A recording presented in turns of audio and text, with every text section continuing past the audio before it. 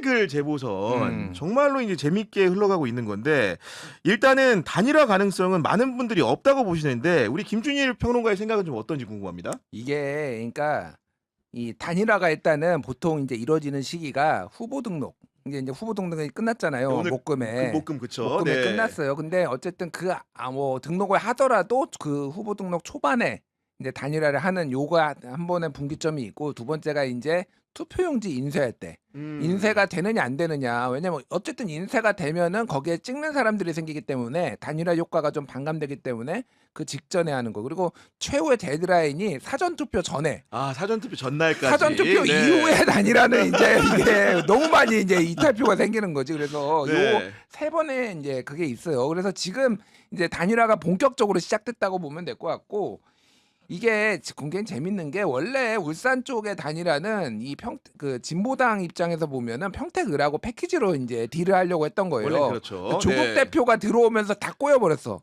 김재현 대표가 그렇게 화를 내는데 나 이유가 있는 거야. 그러니까 머릿속에 다 구상이 구상 있었는데 있었는데 있는데 이렇게 화가 나는 거지. 그러니까 그래서 지금 이게 2호 단일화 울산의 단일화 논의가 이게 중앙당 차원에서 이루어진 게 아니라 지역에서 급해가지고 지역에서 하면서 정확하게는 시장만 한 게 아니라 구청장도 같이 지금 여도를 다 돌리기로 네. 했어요. 근데 이제 거기에서 진보당에 나오신 분들이나 이런 분들이 좀 자신이 있다라고 하더라고요. 얘기 들어보니까 생각보다 거기에서 왜냐면 이제 공장들이 있고 그런 민주노총 지지를 받기 때문에 오히려 여도 돌리면 이길 수도 있다. 네. 민주당 우리가 세는 작아도 뭐 이런 상황이라서 어쨌든 한번 이제 단일화를 해서 이제 그렇게 되면은 어쨌든 단일 후보가 그 동구청장 뭐 북구청장 뭐 이런 데 그렇겠죠. 이길 가능성이 네네. 높거든요. 그런 상황인데 요게 나비 효과가 뭐냐면은 이러면은 이제 평택에서 김재현 후보가 단일화를 당장 안 해도 되는 만약에 북구가 그러니까 울산이 가장 핵심이었는데 안 해도 되는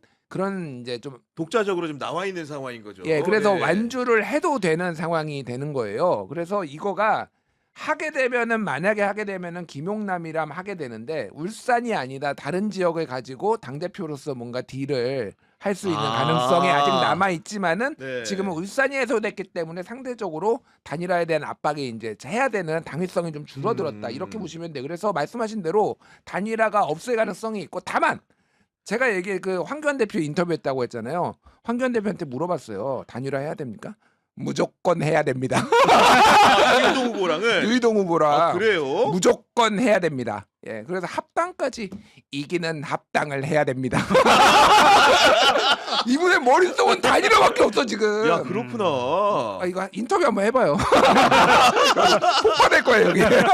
여기는 카톨릭의 평화 정신을 많이 발휘하기 때문에 하는 거지만 저희 방송이 그럴 수 있는지는. 그래서 네. 단일화에 대한 욕구가 굉장히 강해요. 뭐 속된 말로 단일화해서 광파하겠다라는 걸로 보여요. 제가 보기에 아니면 본인이 후보가 되겠다라는 뭐 맞아요. 생각을 네. 했을 수도 있는 거고. 그래서 유이동 후보가 지금 약간 3등 3위권에 있잖아요. 오차범위 내지만은 그러니까, 수치로. 네. 그런데 11%면은요. 커요? 솔직히 얘기하면은 저라도 아무리 뭐 부정선거고 뭐고 저라도 단일화합니다. 이게 3%면은 도움이 안 되는데 11%면 맞아요. 이거저거 로스를 다 네. 감안을 해도 이거는 단일화를 그래서 보수가 먼저 하면은 이때면은 조국과 김용남은 단일화 가능성이 저는 없다고 보고요. 김용남과 김재현이 단일화를 할 수도 있겠다. 야 근데 우리가 그 측면에서 제가 지금 주안점을 또 저도 보는 건데 기본적으로 극우가 움직이잖아요. 네. 우리 진보당이 참을 수가 없습니다. 그렇죠. 이런 상황들을 황교안이 유이동과 합치면은 우리도 역사적 사명과 숙제가 있는 정당이기 때문에 민주당과 뭔가 합쳐야 돼 말아야 돼를 고민할 수밖에 없을 것 같아요. 그러니까 가정의 가정을 네. 해야 하는 상황이긴 한데 아까 말씀하셨던 것처럼 황교안 후보가 유이동 후보하고 단일화를 해서 만약에 접전 상황으로 오차범위 안으로 들어간다고 하면 그때부터는 상황이 달라질 거고 그럼 김재현이 움직일 거고 김재현이 움직여서 만약에 단일화를 한다. 그 다음 상황도 가정할 수 있을 것 같아요. 단일화를 한 다음에 여기서 단일화는 민주당과의 단일화를 한다라고 가정을 한다면 김용남 후보와 조국 후보 간에 표쏠림 현상이 생길 수도 있겠다. 표쏠림 현상이 생기고 유이동 후보와 표쏠림이 누구라고는 말씀드리진 않았는데 네. 어쨌든 이 표쏠림 현상이 생기고 그 다음에 유이동 후보와 그 표쏠림이 생긴 이 1위 후보와의 접전 상황이 벌어지면 그때는 단일화 이야기가 나올 수도 있지 않을까. 왜냐하면 조국 후보 입장에서도 국힘 제로고 김용남 후보 입장에서도 본인이 물론 모든 후보는 반드시 되어야 하겠지만 네. 지금 이 상황에서 자기가 물러나지 않으면 국힘이 되는 상황이다라고 하면 단일화를 하지 않, 그러니까 단일화 필요성 본인도 느낄 거거든요. 그러면 그런 상황에서 지금 말씀드린 건 가정이지만 단일화 압박이 분명히 있고 가능도 하다. 저는 약간 예. 도박적인 얘기고 이정주가 좋아하는 습관을 제가 안 하려고는 하는데 저는 이번에 확실하게 걸 수 있습니다. 진짜? 진보당과 민주당은 단일화합니다. 예. 왜냐하면 기본적으로 제가 그 전까지는 이런 말을 삼갔는데 금요일에 울산 모델이 만들어진 걸 보니까 정확하게 알겠어요. 그러니까 기초 단체장을 주고받는 구도를 만들었고 심지어는 진보당 후보로 확정한 곳도 있습니다. 경선을 하기로 한 곳도 있지만 여기에 더해가지고 광역의원까지 더한 상황이거든요. 맞아요. 그러니까 가장 큰 높은 시장 자리는 사실상 지금 여론 지형에서 100% 여론조사를 하면 김종훈 후보가 이기기 어려운 거예요. 내주는 거예요. 대신 실리적으로 밑에 기초단체와 광역의원을 취하겠다는 전략을 세웠다는 거는 평택에서도 김재현이 내려오더라도 다른 자리를 이익적으로 얻을 수만 있다면 충분히 단일화할 수 있다는 신호인 것 같고 울산 모델이 분명히 평택 모델로 이식이 될 것이다. 아까 말했던 조건은 기본적으로 황교안을 비롯한 극우 세력들이 준동이 있을 수 있기 때문에 그런 부분에 대한 명분적인 양보, 내란 세력을 심판하겠다는 정당의 지형과도 일치하기 때문에 명분적으로도 되고 실리적으로 되기 때문에 저는 진보당이 민주당하고 단일화를 한다고 봅니다. 어떻게 생각하십니까? 네. 그러니까 제가 말씀. 먼저 네. 할게요. 예. 역시 구교영이 고스톱 쳐서 진행자 자리 얻은 거 아니네. 예리해. 아주 예리해. 그러니까 진보당의 생각은 네. 울산이 어쨌든 거기가 이제 예전엔 민주노총이 이제 정의당이나 민노당 지지하다가 지금은 이제 진보당으로 넘어왔거든. 그래서 노동자들이 많은 데가 이제는 진보당의 굉장히 중요한 근거지가 됐는데 평택을 지금 그거 보고 있는 거예요. 여기에 이제 삼성전자 공장도 있고 그러다 맞습니다. 보니까 여기를 제2의 울산으로 만들겠다 그래서 김재현 대표도 일찍 가고 여기에 이제 공을 들이고 당원들 다 와가지고 다 청소하고 있고 이제 발빛 자르고 모내기 열심히 하고 있고 모내기 지금. 하고. 네. 선관위에서 유권 해석이 내려왔어. 모내기는 기부행위가 아니다. 그리고 열심히 해도 돼. 다들 노안하고 있어 지금 진보당. 그 정도로 공을 들이고 있는 이런 상황이에요. 그래서 말씀하신 대로 여기서 이제 진보당이 그동안 해왔던 역사를 보면은 진짜 바닥에서부터 기초 의원부터 하나씩 당선시켜가지고 장기 플랜으로 가거든요. 맞아요. 그래서 네. 그 방식으로 갈 가능성이 상당히 높아요. 네. 그런 생각이 좀 들었다는 말씀 드리는 거고 이거 여담인데 이번에 국회의원 재보선 출마하시는 분들 재산이 공개가 되는데 야 우리 평택을에 부자 후보들이 많이 몰렸습니다. 우리 김용남 후보 재산 예. 127억 원, 음. 우리 조국 후보 재산 56억 원, 우리 김준일 평론가님 인터뷰하신 황교안 후보 50억 원을 소유하신 분인데 이렇게 부자들이 평택에 몰린 이유 뭘까요 대체? 네. 그걸 왜 저한테 물으시나? 사실 이것도 여담입니다만 네. 김용남 후보를 제가 동네 커피숍에서 마주치거든요. 아 동네 커피숍이요? 예, 동네 커피숍 마주치는데 아마 종로 쪽 주민이신 것 같아요. 원래 경희궁의 아침이 어디 근처에 좀 사시는 맞아요. 것 같아요. 그 동네 느낌에. 살아요, 지금. 예. 그렇게 혹시 디테일하게 들어도 되나요? 아, 그런데 뭐, 예. 예. 그런데 그때는 100억대 제가 그냥 든 생각입니다.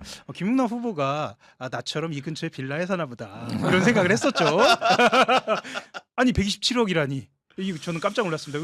왜 거기에 살까라는 생각은 좀 했습니다. 아 여기에 출마 생각이 있나? 저는 그때는 그런 생각이 했었어요. 정치 1번지 종로에서 혹시나 출마 생각이 있는가 예, 생각을 예. 그런 했다는 생각 좀 거고. 했던 게 네. 그 뭐 여러 가지 이유가 있는데 어쨌든 김용남 후보 최근에 그 프레시안 보도 따르면은 20년 전에 샀던 토지를 22년 만에 팔았는데 그게 이제 농지로 샀다가 용도 변경을 해가지고 시세 차익이 한 50억 정도 뭐 됐다. 그거 가지고 이제 약간의 잘 몰라요 사람들이 근데 생각보다 이게 화제가 안 그러니까 됐더라고. 뭐 의혹 제기를 한 거죠 쉽게 얘기하면. 예전에 네. 선거 때 뭐 의혹제라기보다는 그냥 팩트가 그대로 나온 거고 그래서 22년이나 보유해가지고 판 거를 가지고 뭐라고 하냐 세금 다 냈다는데 뭐 이렇게 보시는 분들도 있고 왜 농지를 용도 변경을 해가지고 어떻게 용도 변경을 한 거냐 거기에 이제 그래서 무슨 건물 같은 거 뭐 낮은 건물 같은 거 들어와서 팔았대요. 그래서 뭐 재테크에 이분이 경제 또 주식 전문가예요. 그러니까 소액주 책도 주형 내고, 책도 쓰시고. 책도 내고 그러니까 뭐 돈 많은 거는 그렇고 황교안 후보는 대통령 권한대행까지 하신 분이에요 이분이. 예, 그러니까 이분이 이 정도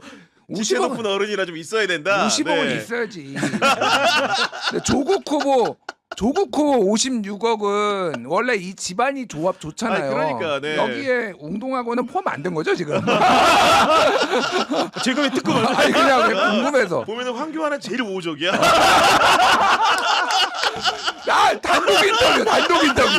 단독 인터뷰 했다니까. 아, 그런 생각이 드는 건데 우리 김용남 후보라도 방송 같이 좀 많이 해보셨잖아요. 아, 용남이 형이라고 네. 내가 농담으로 그냥 저는 사실 근데 제가 진행도 하고 있고 그래서 누구하고의 뭐 친분 관계 이런 거를 네. 내세우거나 그러지 않는데 뭐 다 뭐 잘 지내죠. 그러니까요. 네. 어쨌든 평택을 선거 양태도 재미있게 남은 기간 흘러갈 것 같고 전장을 좀 부산 북구갑으로 바꿔보겠습니다. 한동훈 후보와 이제 어떻게 보면은 박민식 후보의 단일화 여부에도 관심이 많이 쏠리는데 두 분은 김준일 평론가 봤을 때 두 분은 단일화를 합니까 안 합니까? 뭐 가능성으로 보면은 단일화 가능성 30% 미치라고 보고요. 이게 왜냐하면은 욕망으로 봐야 돼요. 이 사람의 이게 그러니까 외부에서 누가 떠들고 그게 아니라 결국은 한동훈은 조금 더 열려 있어요. 세상에 뭐 일이란 게 모르는 거 아니냐 뭐 이런 식으로 MBC 라디오에 인터뷰를 했잖아요. 한동훈은 열려 있는데 박민식은 장동혁을 의식해서도 그렇고 절대 안 된다고 하고 있는데 자, 박민식 입장에서 만약에 자기가 붙는 게 최고죠. 베스트지. 그렇지. 근데 내가 떨어지면은 하정우와 한동훈 중에 누가 붙는 게 좋을까? 아정우랑 한동훈 중에. 예, 둘 중에 내 차선으로 어떻게 생각하십니까? 무조건 하정우죠. 왜 그러냐면은 이거는 일반론적인데 만약에 같은 당내에서 이렇게 경선을 하잖아요. 그래서 내가 떨어지고 이 다른 나랑 했던 사람이 올라가. 그러면 내가 떨어진 사람은 기본적으로 잘 안 도와요. 그리고 아예 심지어는 몰래 저쪽 당을 도와. 아, 몰래 왜 아름아름. 그러냐면은 네. 이 사람이 국회의원이 되는 순간 여기는 계속 이 사람이 해먹을 가능성이 있어. 근데 저쪽 당에서 되면은 이 사람은 졌잖아요. 경쟁력이 없다. 이 사람은 이 사람 밀어내고 내가 올라갈 수가 있는 거예요. 이게 똑같은 거예요. 한동훈이 여기가 북구가 되면은 그냥 여기 북구는 한동훈께 돼버리는 거예요. 그렇겠죠. 근데 이게 보궐선거기 때문에 당장 2년 뒤에 지금 출마를 해야 되잖아요. 차라리 하정우가 뭐 만만하게 좀 볼 수도 있어. 그러니까 하정우 하면은 이거 뭐 다음에는 내가 이길 수 있어. 그렇게 보면은 하정우가 되고 한동훈은 떨어지고 내가 떨어지는 거. 그러면은 단일화를 해주면 안 되는 거지. 그렇네요. 기본적으로. 네. 게다가 이제 장동혁 대표 체제가 유지된다라는 거에 거의 베팅을 만약에 했다라면은 그럼 더 그냥 그렇게 갈 수밖에 없는 거예요. 그러니까 장동혁이 나왔으니까 다시 장동혁의 세계관으로 들어가 보면은 네. 장동혁의 세계관 속에서는 우리 국민의힘의 박민식 후보가 무소속인 한동훈 후보와 단일화하는 게 가능한 겁니까 아닙니까? 그 쉽게 말씀드리면 아주 저 깊은 곳에서는 장동혁은 자기만 보고 있기 때문에 내가 당권을 잡을 때 뭐가 유리한가를 생각해 본다면 뭐 당연히 어떻게든 박민식이 되는 게 유리하죠. 그리고 최소한 박민식이 2등하는 게 유리하죠. 2등을 하는 게 예, 유리하다. 2등 전략으로 네. 가는 것이 유리하다. 그런데 박민식 생각은 저는 좀 다른 것 같아요. 왜냐하면 박민식의 생각은 다를 수 있다. 예, 박민식인데 왜냐하면 한동훈은 지금 너무 하고 싶고 그러니까 아까 말씀하셨던 것처럼 여지가 열려 있다라고 말씀을 하시는데 사실 현장에서 보는 그 한동훈의 욕망이라고 하는 것은 단일화를 반드시 해서 내가 이기고 싶다라는 욕망이 보이고 그리고 그 과정에서 생각을 해보자면 지금 현재 여론조사를 보면 최근 여론조사에서 한동훈은 3쪽으로 수렴이 되거든요. 3쪽으로 수렴이 되고 박민식은 2나 1쪽으로 수렴. 지금 앞자리 말씀드리는 겁니다. 네. 예, 그러면 30% 쪽으로 수렴이 되고 있는 경향이 보이고 박민식은 20 초반이나 10%대로 수렴되는 경향이 보여요. 만약에 이 추세가 굳어진다면 또는 이 추세가 더 벌어진다면 박민식은 정말 결정적으로 선택을 해야 하는 순간이 올 수 있는 거죠. 아니 근데 장동혁 시점에서 굳이 살펴보면은 원래 부산 북구갑은 원래 우리 거 아니었잖아. 그렇죠. 원래 전재수 거였잖아. 그러니까 우리가 줘도 나한테 영향을 줘?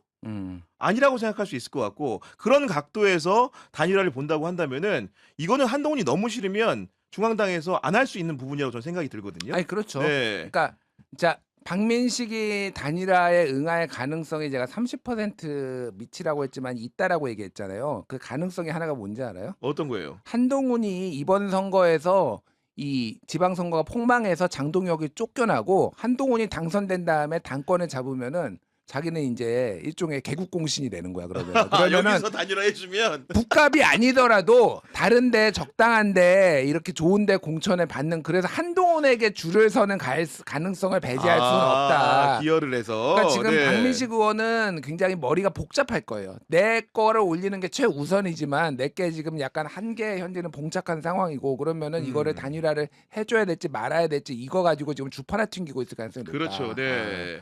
근데 저는 개인적으로 박민식 후보라는 사람이 걸어온 여정이 검사로도 한동훈보다 선배고 국회의원도 한동훈보다 먼저 했고 그리고 장관은 같은 정부에서 한 건데 여러 가지 그런 그 선배의 경력이나 이력들 때문에 과연 쉬 이렇게 여러 가지로 이제 나중에 미래에 대한 기대만 가지고 한동훈한테 양보를 하는 결정을 좀 할 수 있을까 이런 생각도 좀 들기는 하더라고요 개인적으로는. 네. 좀 어떻게 생각하십니까? 예. 그러니까 그게 너무너무 좋아서 그런 게 아니라 둘 수 있는 수가 외통수 같은 거가 될 수도 있는 거예요. 그러니까 이게 박민식은 장동혁처럼 한동훈에 대한 라이벌의식과 증오가 있는 건 아니잖아요. 그러니까 같이 일을 해왔던 약간 공감대도 있기 때문에 차라리 이제 이익을 생각하는 거지. 그러니까 그래서 장동혁한테 줄을 서는 게 낫냐, 한동훈한테 줄을 서는 게 낫냐. 네. 그 한길리서치 여론조사를 한번 읽어볼게요. 이거는 왜냐하면은 가장 최근에 나온 거라서 이게 약간 튀기는 해요. 숫자가 튀긴 하지만 숫자가 네. 튀긴 하지만은 어딨냐. 네. 이거는 조사할 때 지난번과 달리 이제 무소속이라고 한 겁니까? 네, 맞아요. 네. 이거 이제 100% 저기 그때는 유선을 15% 맞아요. 네. 섞었는데 부산 MBC가 한길리서치에 의뢰해 11일부터 12일 부산 북감 유권자 501명 대상으로 누구에게 투표했지 물어보니까 하정우 35.5, 한동훈 32.6, 박민식 25.5 이렇게 나왔어요. 그렇구나. 이게 그리고 가상 양자 대결에서는 하정우 39.7, 한동훈 37.6, 하정우 39, 박민식 32.8. 그래서 박민식께도 빠져요. 그러니까 그러면은 이 얘기인즉슨 한동훈 지지자가 박민식으로 들어가고 있다.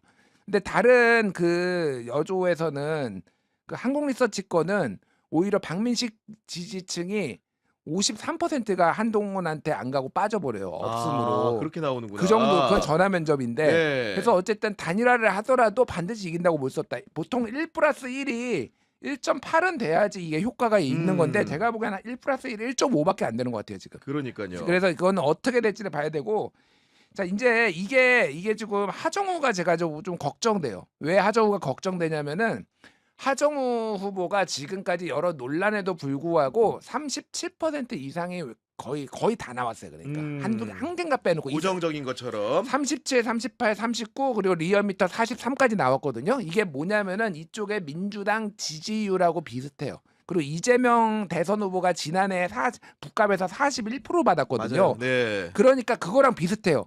근데 여기에서 만약에 35로 떨어지 이게 튀는 여론조사인지 아니면 이게 구조적인지 모르겠는데 만약에 35가 나오면은요. 이게 조금 여기서 플러스 1, 2를 한다고 하더라도 위험하다. 왜 그러냐면은 박민식이 조금만 더 빠지면요. 그러네. 한동훈이 이게 무슨 모델이냐면은 2020년에 대구 수성을에 홍준표가 무소속으로 출마를 해요. 네. 그때 홍준표가 38%를 얻었고요. 이인선 의원이 지금 의원이 됐죠. 이인선 후보가 36% 얻었고 민주당이 24% 얻었어요. 그래서 30%대로 3자 구도에서 당선이 됐거든요. 네. 이게 만약에 하정우가 좀 빠져버린다. 그러면은 한동훈이 여기까지 치고 나올 가능성을 배제할 수 없다 지금. 어쨌든 간에 추세와 흐름은 이렇다는 게 김준일 평론 설명이었는데 만약에 한동훈 후보가 북갑에서 2등을 한다 손 치면은 한동훈의 미래는 좀 어떻게 된다고 보십니까? 2등을 하면 이 판돈을 다 먹진 못하지만 저는 본전은 한다라는 생각이 본전은 듭니다. 한다. 그래도. 예. 그래서 강한 2등으로 자리매김 할 수 있는. 그렇게 예상을 하시는 예, 거고. 왜냐하면 그리고 이제 부산을 떠나지 말아야죠. 음. 부산을 떠나지 말아야 하는 과제가 있지만 또 본인이 여기를 선택한 것에 대해서 그만큼의 평가는 받을 수 있을 것 같고 그리고 오히려 이후에 있는 정계 개편 구도에서도 뭐 아예 스피커로서 역할을 못한다? 그러지는 않을 가능성이 높다라는 생각은 좀 듭니다. 그래도 이 정도 유력한 주자가 왔는데 1등을 못하고 2등을 한다. 그럼 그게 만약에 그 국민의힘이란 동네에서 혹은 전체 범야권에서 정계 개편이 이루어진다고 했을 때 그렇게 스피커로서 큰 역할을 할 수 있을까 이렇게 의문을 가진 분들도 있거든요. 근데 이제 이 소위 말해서 인물이 없어요 국힘에. 국힘에 인물이 그러니까 없다. 국힘에 예를 들면은 뭐 나경원도 있고 안철수도 있고 뭐 음. 이런 분들이 있는데 한동훈의 포지셔닝에 있는 사람에는 한동훈 빼고 없어요.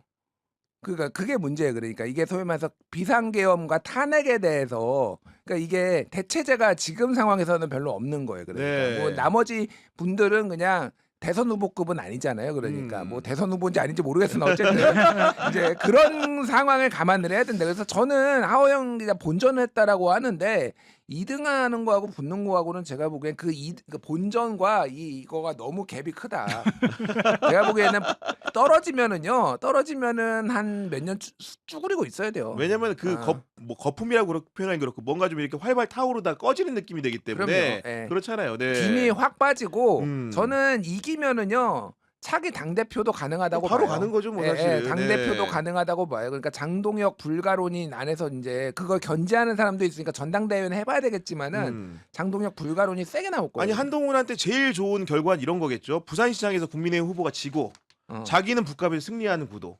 그러면 정확하게 그 판세 해설이 되지 않습니까? 아니지. 부산시장도 이기고 자기도 이겨야지. 네. 동남풍이 불어서 한동훈 말하에 불어서 이겼다라고. 그거는 또 아마 장동혁이 다르게 해석할 겁니다. 장동혁에게 해석의 여지를 주지 않기 위해서는 부산시장은 전재수한테 주고 북갑은 자기가 가져가야지. 나는 나의 경쟁력으로 순수하게 이겼다. 내가 도왔지만 장동혁이 박형준 미는 바람에 안 된 거다. 이런 설명도 가능하기 때문에 가장 베스트 결과는 그게 아닐까라는 정치공학적으로는 그런 생각도 좀 해보게 되는데 어쨌든 간에 이번 재보선과 지방선거 중요한 거는 인물이 나는 선거라는 거예요. 광역단체장을 했던 사람들이 차기 대선에 이른 경우가 많았기 때문에 그런 점을 좀 보게 되는데 일단은 첫 번째 드리고 싶은 질문이 범여권에 나와 있는 후보들 중에서 이번 선거 결과에 따라서 가장 체급이 높아질 수 있는 사람은 개인적으로 누구라고 생각하시는지 궁금한데 우리 김준희 평론가님 번뜩 떠오르는 사람 누굽니까? 저는 뭐 사실 이번이 굉장히 재밌는 게 지방선거보다 보궐선거 사람들이 나와 여론조사 회사 얘기 들어보니까 완전 비수기래 옛날에 비해서 여조 의뢰가 안 지금 충북에 여조 어떻게 나오는지 아세요? 아니 안 나오는 것 같아 내가 보니까 지금 조사가 안 나와. 의뢰를 안 한대 의뢰를. 여론조사 기관이 먹고 살아야 되는데 지금 먹고 살아야 되는데 비수기래. 근데 평택 의뢰하고 부산 북한 맨날 나와. 이틀에 한 번씩 나와 이틀에. 그러니까 그만큼 여기가 뜨겁다라는 거는 이게 반영이 돼. 그래서 저는 저기 한동훈 얘기 많이 했으니까 조국이죠. 조국. 아 만약 여기서 이겨버리면 조국이 이기면은 여기에서는 확고하게 어쨌든 범민주 네. 진보 진영에 무시할 수 없는 이제 차기 대선 주자 중에 한 명으로 완전 인정을 해야 되고 아하. 합당 논의도 네. 비싸게 팔 수 있어요. 그럼 그러면. 내가 너네 이긴 거 봤지 앞으로 잘해야 돼 이렇게 되는 거니까요. 그러니까요. 예. 네. 그리고 차기 이제 당 대표가 할 텐데 그거를 이제 정청래 대표가 음. 합당을 할 가능성은 없고. 근데 차기 당 대표도 무시할 수 없다 그 지분을. 아 그런 의미에서 아마도 이제 조국과 한동훈을 좀 이렇게 체급이 올라갈 분으로 만약 결과에 따라 이긴다고 한다면 보신 거고 우리 하영 기자님의 선택은 누구십니까? 저 여기 조국이라고 적었죠. 아, 그런데 같이 적으셨군요. 예, 네. 근데 말씀하시는 순간 딱 일단 1번 조국이라고 썼는데 그 옆에 제가 어떤 이름을 써놨냐면 이광재라는 이름을 써놨어요. 아 네. 이광재. 예. 이광재. 사실은 지금 언론지상에서 지금 사라진 상태예요. 그런데 정말 사라졌느냐? 저는 이광재 전 지사 전 의원이 정말 선거를 잘한다라고 보여지는 게 본인은 지역 안에서 이재명에 관련된 이슈로 지역 선거를 지금 하고 있거든요. 지금 현재 스코어로 봤을 때 배지를 달고 돌아간다. 그러면 지분을 요구할 수 있는 정청래 쪽에도 요구하고 이재명 정부에도 요구하고 할 수 있는 양쪽에 동시에 요구할 수 있는 사람이다. 사람이 누구냐 하면 이광재고 사실은 하남갑이라는 경기 지역 의원이라는 이 효과도 무시 못하겠다. 또한 강원 지역에 후광까지 업고 있다. 아, 양보를 했다는 측면에서. 했으니까, 네. 그리고 이번 국면에서 양보도 했다라고 봐야겠죠. 네, 그렇다는 측면에서는 조국 후보뿐만 아니라 이광재 지사도 충분히 주목할 만하다. 물론 포트폴리오 조금 더 하자면 저는 이제 오늘 한겨레 신문에 송영길 대표 인터뷰가 나왔거든요. 맞아요, 나왔어요. 예. 송영길 대표가 평택을에 처음에 그것도 엊그제 원균을 이야기하면서 사실은 김용남 후보를 지원하지 않았습니까? 이때 반응이 어땠는가를 들여다 보면은 사실 송영길 후보의 물론 이제 지분이 있습니다만 이 발언권보다 훨씬 더 많은 주목을 받았다는 생각이 들고요. 오늘도 민주당의 전략에 대해서 얘기를 했어요. 맞아. 예. 본인 지역에 대한 전략이 아닙니다. 민주당 전체의 전략을 얘기하고 있어요. 수도권 전략도 아니에요. 네. 전체에 대한 전략이 이재명 정부의 성과를 가지고 가야 한다. 지금처럼 내란 심판으로 가서는 안 된다라는 전략을 이야기할 정도의 지분을 본인이 주장하기 시작했다라고 하는 것, 이건 좀 주목할 필요가 있을 것 같아요. 저는 개인적으로 만약에 이번 선거에서 승리한다면은 전재수 후보가 사실은 일약 사실상 스타덤에 오르지 않을까 생각이 드는 거고 지금까지 민주당의 정체성을 가지면서 부울경이라든가 영남권의 이 지역적 토착 기반을 둔 분들이 대선 후보가 됐고 당선이 됐거든요. 뭐 노무현 대통령, 문재인 대통령, 이재명 대통령도 그러했기 때문에 그런 기준적인 면모에서 보더라도 이번에 부산시장의 전재수 후보가 당선이 된다면은 일약 대선 후보로 올라가지 않을까라는 생각을 개인적으로 좀 하고 있는데 개인적으로 하나 더 말씀드리면은 김부겸 전 총리가 김부겸 후보가 뭐 연세도 좀 있으시고 하지만은 대구를 이겼다라는 거는 그거는 민주당 완전히 역사에 한 번도 없었던 새 일이에요. 역사에 쓰는 거기 때문에 예, 부산하고 울산하고 경남은 다 이겨봤어요. 어쨌든 이겨봤던데 또 쉬운 선거는 아니지만 다시 얘기하면 대구를 이긴다고 하면은 이제 뭐 이렇게 당원들의 지지가 높지만 뭐 인기가 많지는 않지만은 이제 굉장히 당에서의 목소리가 어마어마하게 세질 거예요. 그러니까 이번. 맞아요. 예, 그리고 예. 제가 이제 김부겸 후보나 전재수 후보 인터뷰를 해봅니다만은 두 분은 여러 후보들 중에서도 단연달변이에요. 그렇죠. 말씀도 너무 맞아요. 잘하시고 순간적인 대처 능력도 너무 강하고 지역에서도 기죽지 않고 막 이렇게 공수 전환을 하는 모습들을 보면은 능수능란하다. 근데 다만 저는 그런 점 능수능란한 점이 나중에 발목을 잡을 수 있다는 생각. 왜냐면 우리 국민들은 또 너무나 능수능란한 사람들을 거리를 두는 경향이 또 있거든요. 그렇기 때문에 그런 부분들을 일부러 좀 실수조하고 일부러 좀 말도 좀 절고 이래야 되지 않나라는 생각을 개인적으로 좀 하게 되는데 우리 하호영 기자가 일부러 접니다. 그래서 이게 뽑히려고 지금 보니까 모두의 술책이었어요 지금 보니까. 예. 아니 그러면 반대로 만약에 이번 선거를 통해 가지고 패배하게 되면은 이 사람은 정말로 나락간다. 뭐 여든 야든 간에 그런 사람 누구라고 생각하십니까? 뭐 이미 한 반쯤 가 있는 김용환 지사라든지 수사 받으셔야 돼서 죄송합니다. 그러니까 대충 한 반에서 3분의 2쯤 가 계신 분들이 꽤 있어요 지금. 있는데 타격을 좀 받는 분이 오세훈 시장 같아요 제가 보기엔. 오세훈 시장. 네. 오세훈은 서울시장 선거에서 접은 일이 없어요. 그렇지. 예. 직업이 서울시장이니까. 직업이 네. 서울시장이고 뭐 다른 선거는 당대표 선거도 2번 나와서 지고 국회의원 선거도 고민정 의원한테 지고 막 다 졌단 말이야. 서울시장은 불패야. 그리고 이겼던 사람이 장관, 총리, 당대표예요. 그렇네.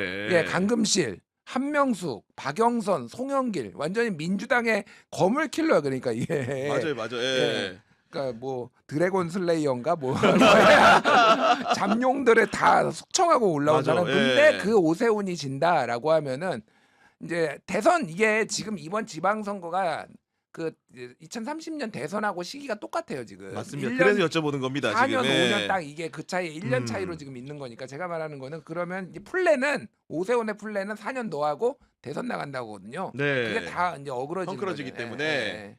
우리 하영 기자님은 만약에 패배하면 가장 힘든 시기를 보낼 사람이 누구라고 생각하십니까? 저는 지금 아이러니한 상황인 것 같아요. 국민의힘에는요. 그래서 저는 지금 떠오르는 인물이 없는데 왜 없냐면요. 국민의힘에서는 누가 져도 이후에 이제 보수 전체적인 정계 개편 국면에서 역할들을 찾아갈 거예요. 네. 그렇기 때문에 오세훈 시장도 만약 이번에 졌다고 해도 사실 지금 오세훈 시장이 유승민 전 의원하고 손을 잡은 것도 마찬가지고 이후에 도모할 수 있는 기회가 있다라고 보여집니다. 그런 측면에서 사실은 한동훈 전 대표 같은 경우에 저는 가능성이 있다라고 본 거고요.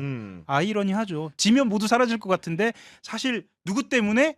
장동혁 때문에 장동혁 네. 대표 덕분에 모두가 제기할 수 있는 발판들은 아이러니하게 좀 있지 않느냐라는 생각을 좀 합니다. 저는 개인적으로는 아까 이제 조국 후보가 이기면 뭐 당연히 대선 후보급으로 자리를 확보한다고 했지만은 이번 선거에서 지면 가장 어려워질 사람은 조국 후보가 아닌가. 왜냐하면 기본적으로 매치업 구도 자체가 김용남 후보가 아무리 뭐 이렇게 매불쇼에도 많이 나오고 이렇게 인기가 있다고 하더라도 조국 후보랑 그 개인적인 그런 인물 경쟁력에서는 한참 뒤진다고 보는 게 맞거든요. 일단 그런 후보한테 지는 거기 때문에 상당히 큰 타격을 입을 것 같고 더군다나 당이 지금 풍전등화의 위기잖아요. 왜냐하면 당대당 통합을 한다고 했다가 사실상 민주당으로 무시를 당한 상황이고 당의 모든 전력 의원들을 모아가지고 평택 곳곳에 이제 이렇게 선거운동을 하고 있는데 진다? 아마 당의 구심점이 사라질 거기 때문에 순식간에 오히려 통합은 더 빨라질 수도 있을 수 있다 민주당에 그런 상황이 올 수 있기 때문에 조국 후보가 이번 평택을의 그 성패에 대해서 가장 영향을 받을 사람이 아닌가 개인적으로 생각이 좀 듭니다. 네. 네. 아니, 뭐 저도 동의하는 바예요. 근데 조국 얘기를 앞에 했잖아.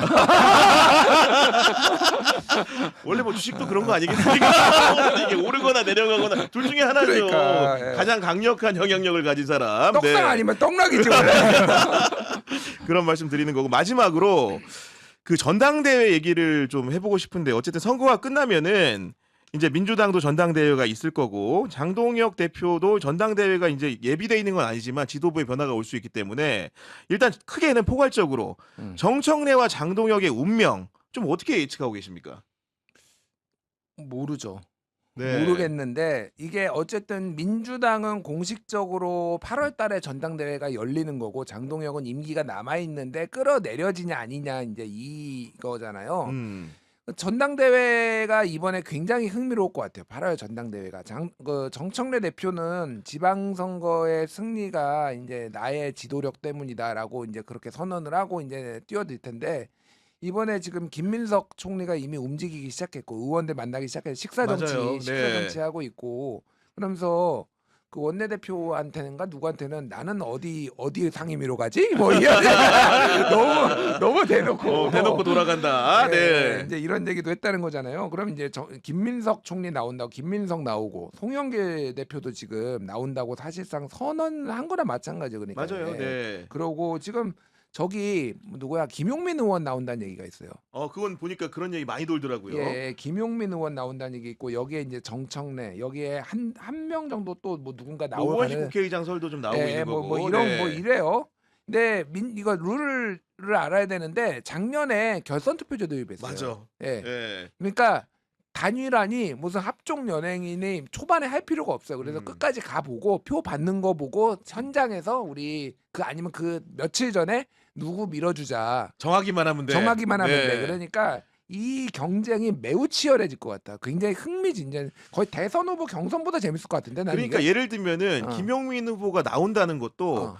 결선 투표가 있으니까 나온다고 봅니다. 왜냐하면 그렇지. 정청래 대표와 지지층이 많이 겹치는 상황에서 나와더라도 경쟁을 하고 나중에 합쳐주면 되니까 그게 부채의식이 덜할 수 있는 그리고 상황이다. 네. 그러니까 여기에서 몰아주면은 그러면 나는 개국공신이야. 당선되면. 그렇게 되는 거야 이게 그러니까. 아니, 그리고 이제 송영길 전 대표 얘기도 많이 나와. 김민석 총리도 네. 당연히 상수를 거론되는데 뭐 두 분의 단일화 가능성도 이미 지금부터 많이 나오고 있습니다. 네. 오늘 한겨레 인터뷰 말씀을 드렸는데 질문 중에 그 얘기가 나왔어요. 사실 좀 미리 나간 질문인데 송영길 전 대표에게 당권 도전하시냐라고 더해서 김민석 총리 얘기를 했거든요. 했는데 김민석 총리하고 상의를 하느냐라고 물어보면 보통은 아유 뭐 그런 질문을 하느냐 또는 글쎄요 뭐 그건 나중에 이렇게 얘기를 하는데 그분이 그게 또 아니라 분명한 분이라서 그렇게 얘기합니다. 원래는. 네. 어떻게 얘기를 하냐면 당원이 바란다면 이런 이야기를 아주 두루뭉술하게 이야기를 해요. 당원이 바란다면 예, 그러니까 김민석 총리하고의 연대 가능성도 이건 뭐 확인은 되지 않았습니다만 부인하지 않은 것으로 봤을 때는 충분히 가능한 것으로 본인은 판단하고 있고 그리고 당권 도전도 이 정도 뉘앙스라면 분명히 밝히고 있다. 그리고 한 가지 더 말씀드리고 싶은 거는 아까 이야기했습니다만 전북 지역의 상황에 따라서 호남 지분을 송영길 대표가 호남에서 굉장히 인기가 많거든요. 송영길 전 대표가 본인이 실제로 전남 장흥 출신이죠. 그렇게 호남 지분이 있다라고 본다면 송영길 대표 적극적으로 손을 들 가능성 높지 않을까라는 생각도 듭니다. 저는 이번 전당대회 같은 경우에는 이재명 대통령이 캐스팅 보트를 100% 할 거라고 봅니다. 어떤 거냐면 이번에 국회의장 때 한번 보셨잖아요.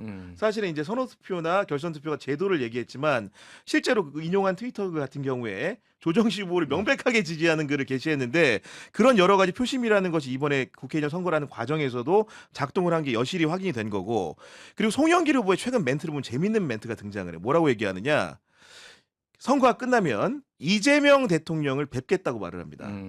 그리고 차후의 진로를 대통령을 뵙고 정한다고 한다는 건데 그 말이 굉장히 무서운 말로 느껴져요. 어떤 거냐.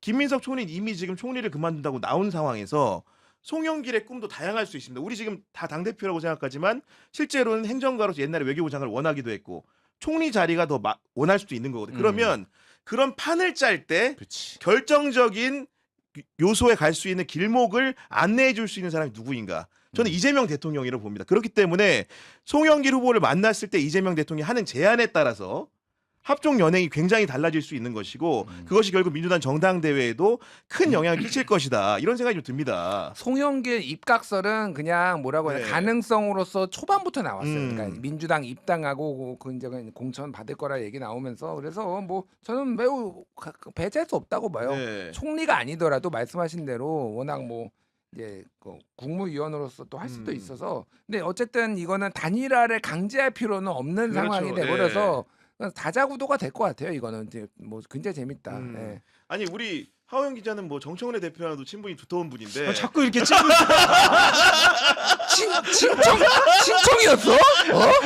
가까우시잖아요. 또 뭐 청색 입고 친청이었구만.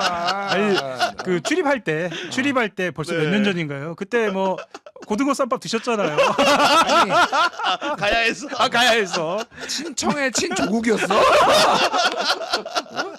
아니 근데 어쨌든 간에 그런 상황인데 네. 그 이번 전당대회에서 정청래 대표가 어쨌든 간에 이 표밭을 오래 다져온 건 맞고 늘 이제 표심을 확인할 때마다 사람들이 많이 느꼈던 거는 야 생각보다 정청래가 강력한데 강하죠. 예. 이런 식으로 좀 많이 느꼈거든요. 예. 이번 전당대회에서 그럴 거라고 당연히 친청이니까 예측을 하십니까 지금?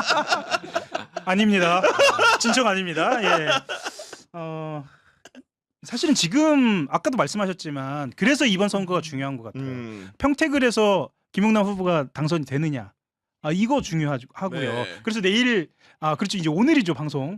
이 시간에 조국 대표의 개소식과 김용남 후보의 개소식이 있는데 네. 이때 메시지를 어떻게 정청래 대표가 내느냐도 중요하고 그것도 중요하다. 예, 네. 부터 시작해서 이 전북 지역의 선거판까지 봐야 정청래 대표의 아니 그러면 제가 좀- 하나만 더 마지막으로 예. 여쭐게요. 그 이재명 대표는 그래서 차기 전당대회 대표로서는 어떤 사람을 원할까요?